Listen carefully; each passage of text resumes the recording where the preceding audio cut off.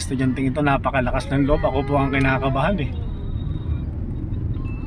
Pagkakakabahan sir, safe ka sa akin. Iyo. Yun! Dapat ganun! Galing yan si sir. Book na kayo. Galing yan si sir. Book na kayo. Yan, pagbigyan mo yan, kanan ka. Tingin sa ano ha. Sige, kanan mo, kanan. Sige, abante, abante. Dahan-dahan lang.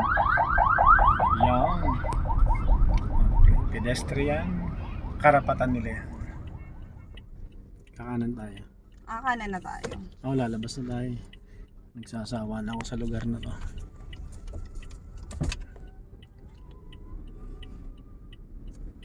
Galingan mo ha. Ipinaubayan namin ang buhay namin sa'yo. Relax lang kayo dyan. I can manage. Yan.